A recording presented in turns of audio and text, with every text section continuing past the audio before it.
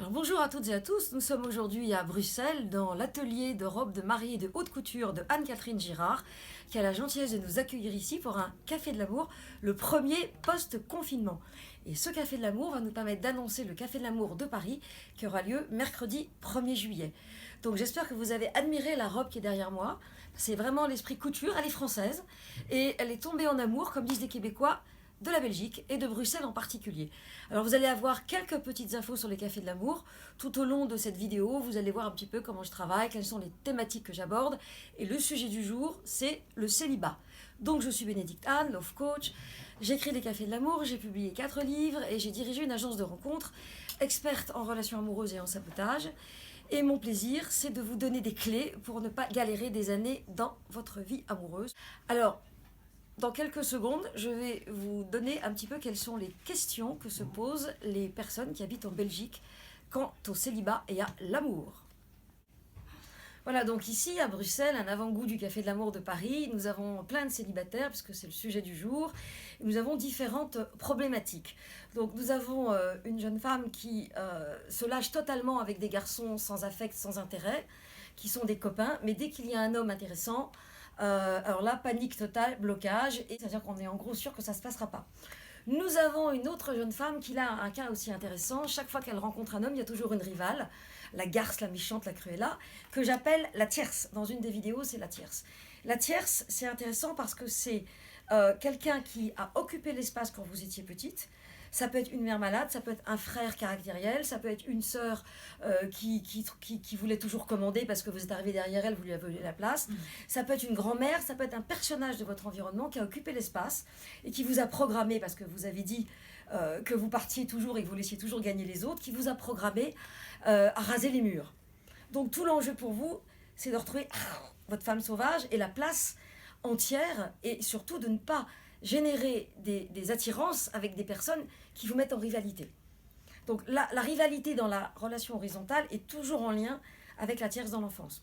Là, nous avons une histoire communautaire avec deux communautés différentes qui ne veulent pas présenter le chéri, la chérie à la famille. Ça dure depuis 3 ans. Et on ne veut pas faire de la peine aux parents, mais on ne bouge pas.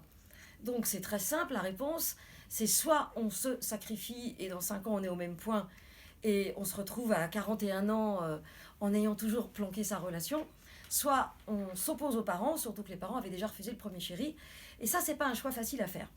On a aussi Madame en colère qui pense que les hommes sont tous nuls, que ça sert à rien, que l'amour c'est de la merde, et de toute façon vu comment c'est parti, je ne rencontrerai personne, et comme je le lui ai dit, c'est sûr que vous ne rencontrerez personne dans cette énergie-là.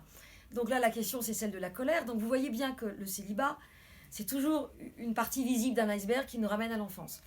Ici, nous avons un cas qui semble intéressant, mais que nous allons décortiquer bientôt. C'est 2 hommes qui sont pesants. Alors, ils sont pesants parce qu'ils sont intrusifs, ils s'incrusent, ils sont là, ils demandent de l'affect, de l'affect. C'est ce que j'appelle le poids lourd. Donc quand on a 2 hommes qui sont des poids lourds, le mari aussi était concerné, le père des enfants ? Non. Non, lui, il était normal, entre guillemets, enfin, pas de particularité. Il n'avait pas un truc qui était un peu difficile à vivre ? Qui fait que vous avez divorcé ? Psychologique. Ah ben voilà, donc ça s'appelle un poids lourd, encore. Voilà, donc le poids lourd, ça peut être quelqu'un qui est bipolaire, quelqu'un qui est alcoolique, quelqu'un qui est dépressif, quelqu'un qui a eu une maladie, quelqu'un qui pique des crises, quelqu'un qui est taiseux, comme le papa de monsieur. Le poids lourd, c'est chaque fois que vous rencontrez un homme, il y a un poids à porter. Premier coup, c'était psychologique, et les 2 coups d'après, c'était maman, maman, donne-moi le sein. Donc, probablement, vous avez été programmé pour porter dans l'enfance, et là, je vais jouer à votre tête que vous êtes en train de comprendre. Donc, vous voyez que le célibat est toujours en lien avec des histoires d'enfance. Qu'est-ce qu'on a encore ici ? Le monsieur timide, qui a un papa taiseux, et donc qui parle beaucoup à maman, qui remplace papa, et qui du coup est timide avec les femmes et qui rencontre pas de femme, parce que s'il rencontre une femme, maman sera toute seule, alors qu'elle trouve que papa est taiseux. Donc là, on est dans le couple, entre guillemets, symbolique avec papa ou maman. On a d'ailleurs une autre jeune femme qui est en couple avec maman, ce qui fait qu'elle n'arrive pas à se lâcher avec un homme. Ça, c'est quand un parent prend un enfant en otage, avec le consentement de l'enfant, on est bien d'accord. Là, on a encore une relation fusionnelle, mais je n'ai pas tous les éléments, donc je n'ai pas développé. Mais ce qui est sûr, c'est que si vous êtes célibataire depuis longtemps, qu'il n'y a jamais eu de relation longue, ou qu'il y a eu des relations platoniques, ou que ça n'a jamais fonctionné, c'est qu'il y a une interdiction. Et c'est une interdiction non seulement à la maternité, mais à la féminité épanouie. Et là maintenant, nous allons parler du célibat en tant que tel, donc je vais vous donner des règles de base. Mais ces règles de base, si vous les appliquez, c'est ce que j'appelle la méthode Terminator. Pas pas, on élimine tout ce qui ne va pas. C'est un entonnoir, et bien sûr, on trouve. Mais le problème, c'est que quand on pratique la méthode, et que si derrière, il y a une petite voix qui dit « T'as pas droit, t'es pas au niveau, maman va pas comprendre, maman a eu des difficultés, mais tu te rends pas compte, mais reste à ta place, mais qu'est-ce que tu crois, pour qui tu te prends ?» S'il y a cette petite voix-là, comment voulez-vous que la méthode Terminator fonctionne? C'est de l'humour, hein, la méthode Terminator, vous avez compris. Mais en gros, c'est de ne pas perdre de temps avec des personnes qui ne vous correspondent pas. Donc là, nous avons vu pendant la première partie de cet atelier que tous nos déboires amoureux sont liés à des choix qui sont condamnés, que ces choix condamnés sont liés à nos éducations parce que nous ne nous autorisons pas. Et contrairement à ce qu'on pourrait croire, les parents n'ont pas dit « Espèce de petite garce, tu vas pas te marier, c'est hors de question, reste avec moi !» Pas du tout. Parfois, les parents vous ont dit au contraire « Va, ma fille, va, ah, j'ai mal au ventre. Ah, va, ma fille. Ah, de quoi il est mort, l'oncle Ahmed? Ah, j'ai mal au ventre. » Je plaisante.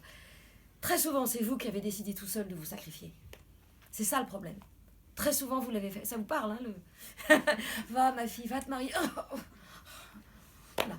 Et la tête, ça suffit, quoi. Bon, tout ça pour vous dire... Je l'ai entendu plein de fois. Tout ça pour vous dire que dans le choix amoureux, il y a toute notre histoire passée. Et il y a toutes les loyautés, tout ce dont nous nous sentons responsables à l'égard de ces gens qui nous ont donné la vie. Donc la mère, la grand-mère, pour les femmes qui viennent me voir ici, et le père et le grand-père, et plus encore pour les hommes qui viennent me voir. Donc les hommes, la question pour vous, c'est quel est le rapport qu'entretenait mon père avec le charisme et avec le bas-ventre, donc la sexualité. Est-ce qu'il avait droit, est-ce qu'il n'avait pas droit, est-ce que c'était le tel du cul tourné, est-ce que monsieur trompait maman, est-ce que papa trompait maman? Et vous les femmes, c'est qu'est-ce que les femmes de ma lignée ont subi? Et à partir de là, si on comprend pourquoi, du coup le comment s'arrange tout seul. Parce que sachant que je vais directement dans le mur, je vais dorénavant éviter les cassos, les gens à sauver, les gens qui ne savent pas ce qu'ils veulent, qui ne savent pas où ils en sont, qui aimeraient bien le syndrome Bonne du Curé. Connaissez ça en Belgique? Tout le monde connaît le syndrome Bonne du Curé? Non, il y en a qui ne connaissent pas. Je voudrais bien... Ah non, elle ne connaît pas l'espagnol. Je voudrais bien, mais je peux point. Allez, tout le monde chante. C'est pas facile d'avoir du style quand on est à Bonne du Curé. Je l'ai réécouté l'autre jour. Voilà, le syndrome Bonne du Curé, c'est je voudrais bien, mais je peux point. Voilà, c'est ça le truc. Donc, vous l'avez compris, pour sortir du célibat, il faut premièrement comprendre pourquoi on est bloqué, décider de sortir du blocage et ensuite passer à l'action. Mais si vous faites que le passage à l'action sans aller voir ce qu'il y a derrière, on se plante. Si on comprend mais qu'on ne bouge pas, on se plante aussi. Et donc la vraie question, c'est qu'est-ce qui fait qu'alors que j'ai tout compris, je ne mets rien en place? Parce que mon bénéfice caché dans la souffrance et le sacrifice est plus important aujourd'hui que mon envie d'être une femme épanouie. Femme, une femme. Voilà, c'était juste pour vous faire marrer. Ok. Donc maintenant, je vais passer aux choses sérieuses. Je vais faire un coaching en live pour que vous compreniez bien qu'on touche l'émotionnel et que on s'est bien marré, mais maintenant on va passer aux choses sérieuses. Parce que quand vous aurez touché l'émotionnel à travers quelqu'un d'autre, vous allez comprendre de quoi je vous parle depuis un moment déjà. C'est bon pour tout le monde ?